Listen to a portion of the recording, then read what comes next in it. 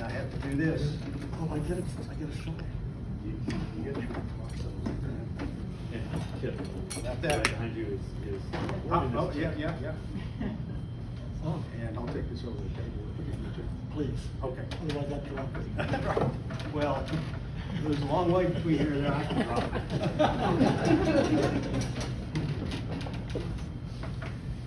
Well, thank you, Kemp, for that amazing introduction. I hardly recognized that person. And thank you, David and Cliff and Kathy and all of you at TIL for doing this. And, congratulations to all you award winners and honorees. I have to say that was an extraordinarily inspiring event. Just to see the variety of the work that you've done, the passion that's gone into it, and to know something myself of what each one of those must have taken, all that solitary work, the doubts, all the many decisions you have to make, the sense that, oh well, no one's gonna care, who am I to do this, all those things that we go through as writers, and to really having done all those work alone, and to be able to be in this community and to be recognized by your peers is something I think is really special. And so congratulations to each and every one of you. It's really inspiring to me. And it's so different from when I first was here in the Texas Institute of Letters in the 70s. And we were the kind of the young people doing magazines, and no one had really given awards to nonfiction and short writing like that before.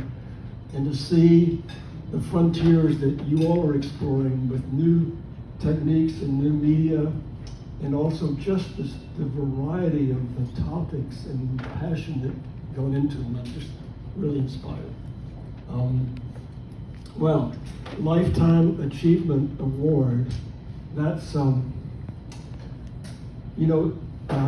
man in my family has lived past the age of 70, and in the kind of unrealistic but hope that I might actually win this award, I've had 11 more years of life. So thank you so much, TIL.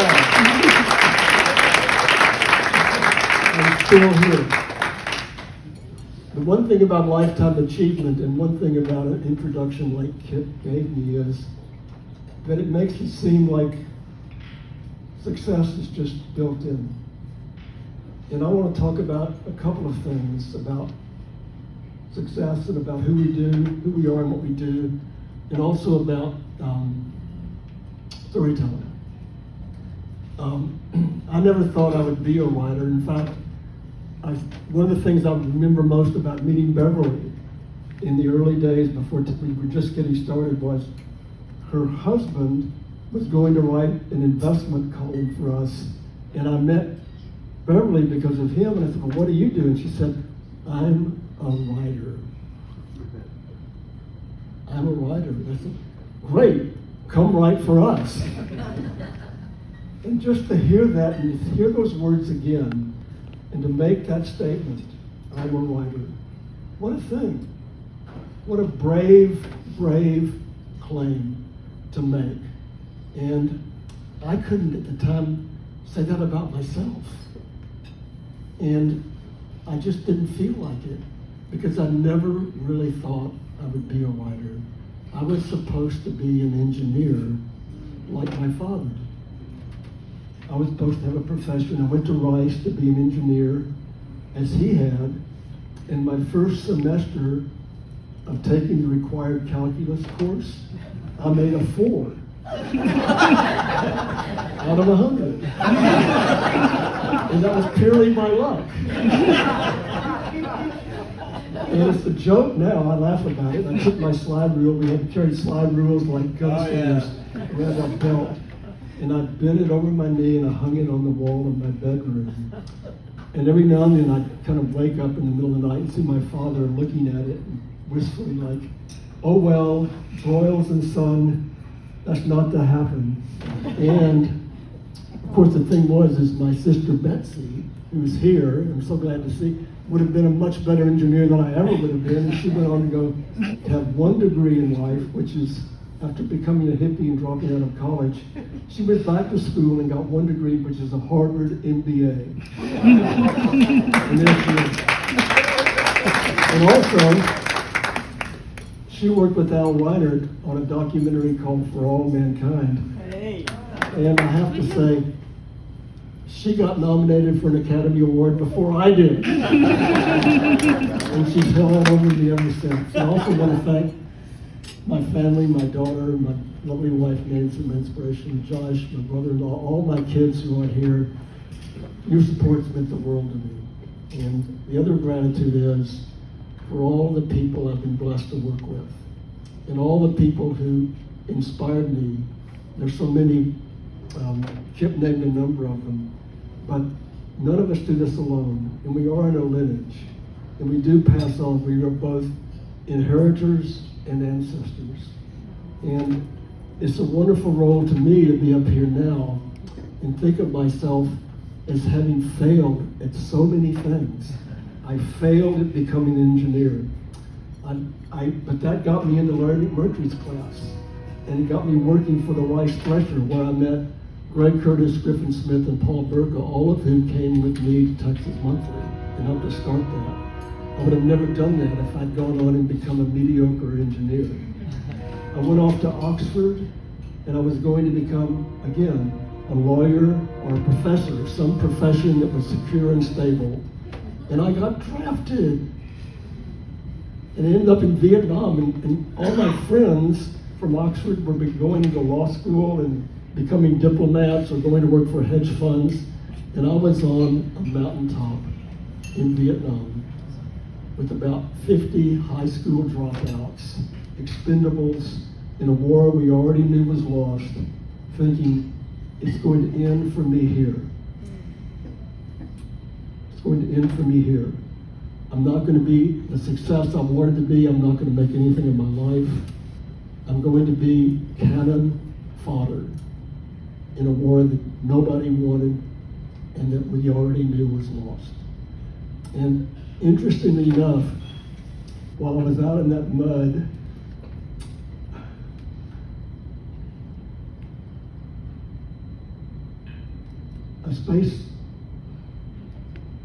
let me get to the point.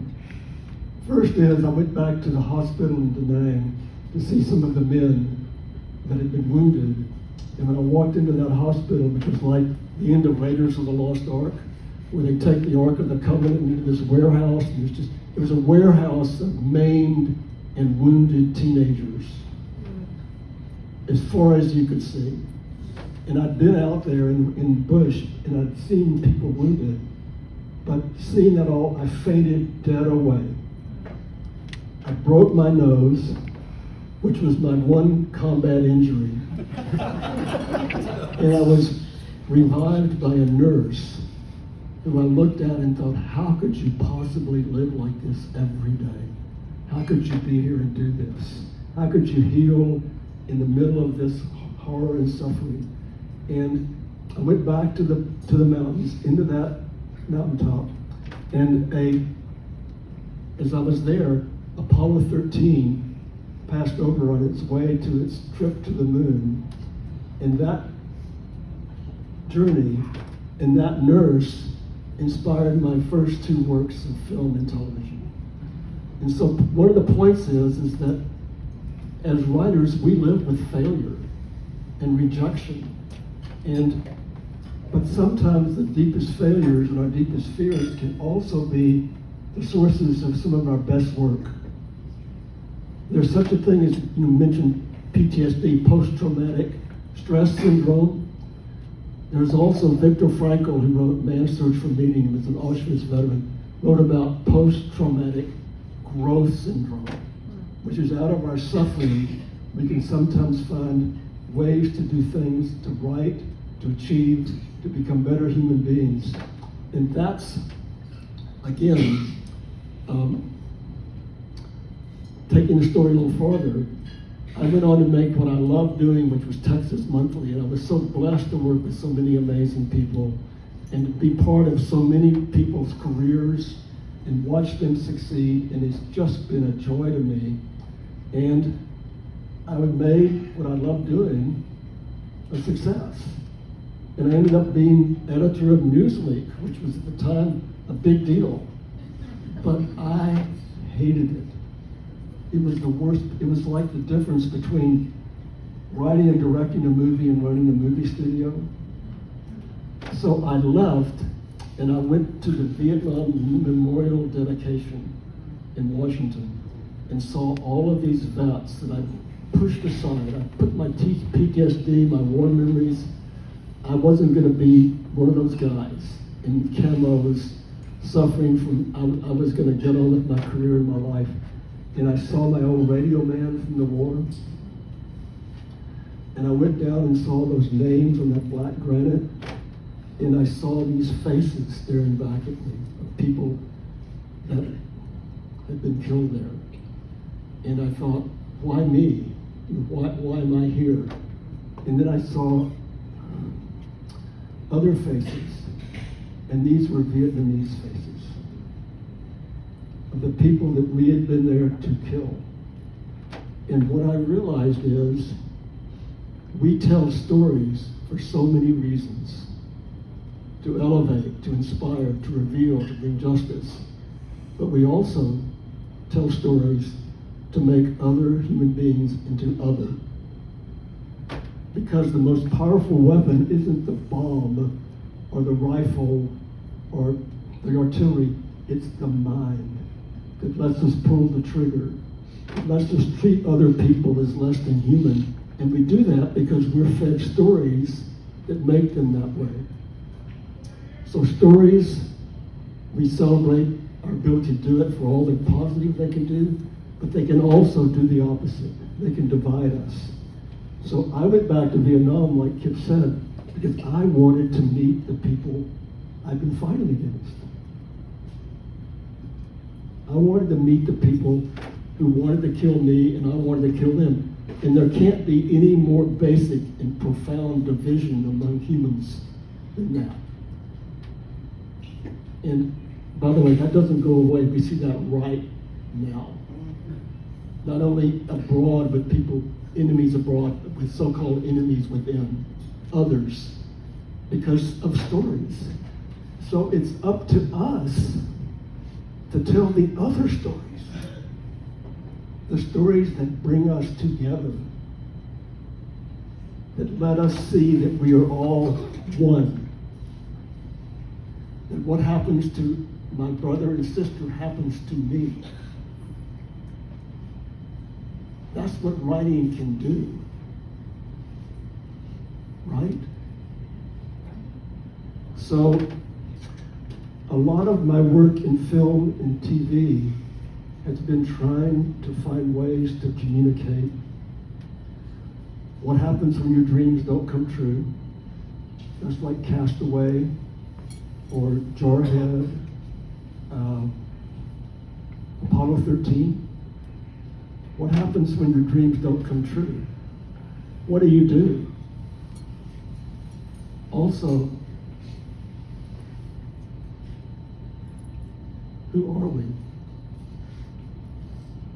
Are we just us? I mean, that's the thing about Castaway. He loses everything.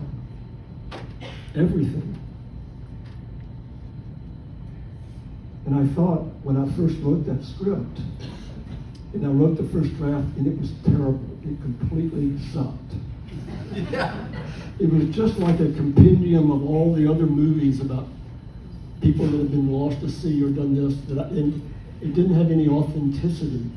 So, again, part of what I loved about doing Texas Monthly is you had to go out and find out what really happened, how people were really living, what their lives were really like. You didn't just make it up. You had to go see.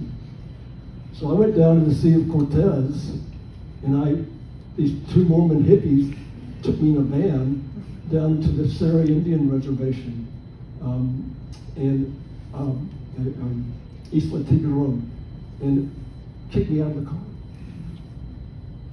I had nothing. Nada. So everything he does in that movie, I did. I had to figure out how to open a coconut. I had to figure out how to make a stone knife. I had to figure out how to spear a fish with the spear sharpened by me. I never could. All I could spear were stingrays, which I had to cut up and eat raw. And I thought, I can't. It's kind of like Claude Levi-Strauss, The Roar of the Cook. This is civilization. You finally learn. I needed fire. I tried to make fire just like he does in the film. It doesn't work. All the Boy Scout things. And luckily, my Mormon hippies were about, I don't know, half a mile away, a quarter mile away. And the wind shifted, and they were cooking bacon as I was eating raw stingray. And they were listening to the Grateful Dead, talking, and I'm thinking it by myself, thinking, I just can't do this anymore. So I went over and said, look guys, I just can't make fire, I can't do it. So they said, okay, and they showed me the kind of methods you use and the plow method. And so I went back and I did it, and I made fire just like he does. And I built this big bonfire and danced around it singing, come on baby, light my fire. And I thought, okay, I've got the movie. It's a survival movie. It's about the progression of us from hunter-gatherers to the beginnings of civilization. And then once you have fire, you can lessen your workload, and you can then make art and do cliff paintings, cave paintings, and you can create mythologies, and you can make stories because you have time. And I thought, this is a great film. And I thought, I'm done. So I thought, well, I'll just wait a little bit. I'll just settle in. So I stayed a few more days and watched the stars go around. And I ate my cooked stingray, and I got up the morning before.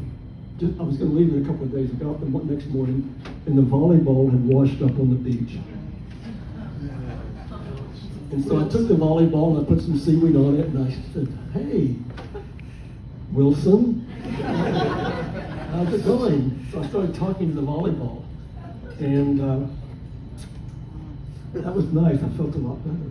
And I thought I can go home now. So I got packed up, I just tossed the volleyball aside and started to leave, and I thought, you idiot, that's the movie.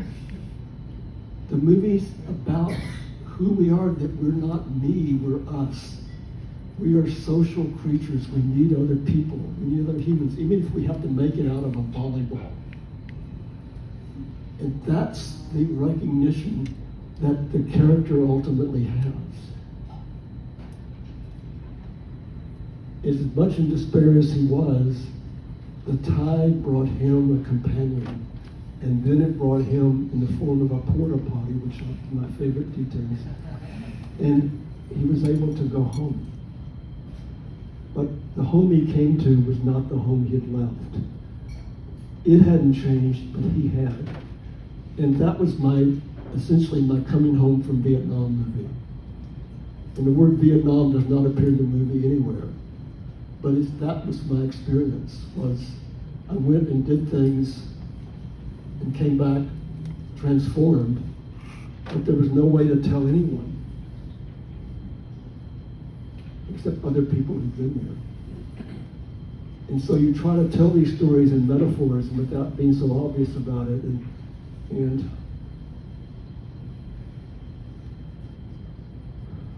you try to find people like all of you who are supportive of each other's work. Writers need Wilsons. We need each other. We need each other. And I just go back before I finish, just to say, a couple of quick things. I just thought for fun. I hadn't been here I first came to Texas A&M in 1960 on a National Science Foundation summer program in high school. And it was still all kind of World War II buildings, and you walk around and everybody just says, Heidi, Heidi, Heidi, Heidi. I thought, this is a great place. They like the same great children's book that I did.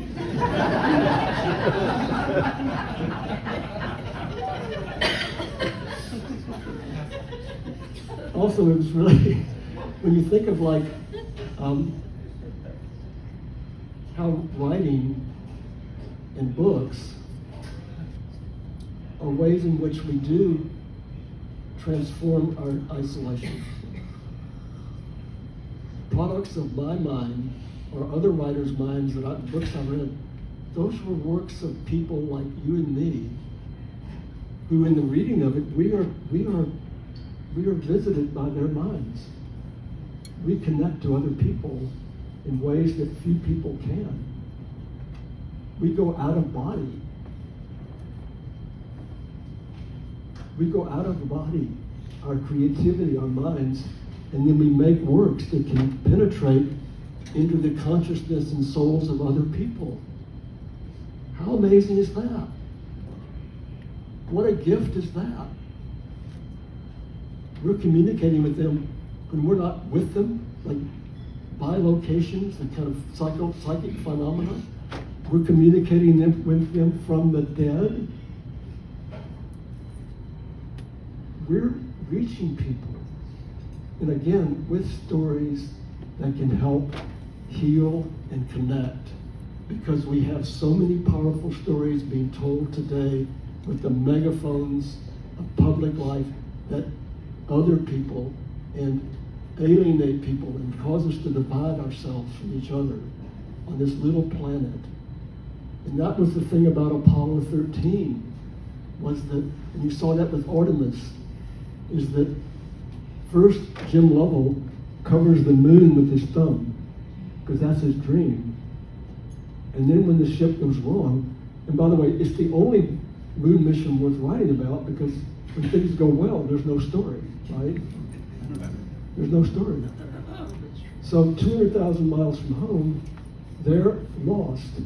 No human beings have ever been that far from home and needing rescue. And literally,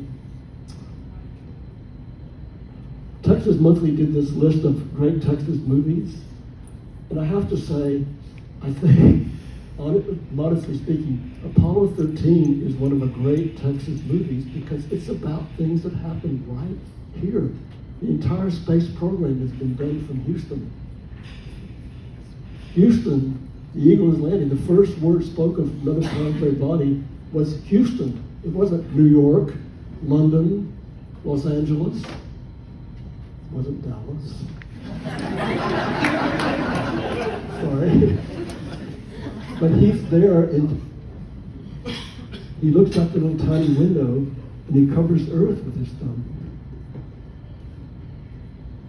And all he wants to do is to get home. And this little blue planet where we are all one.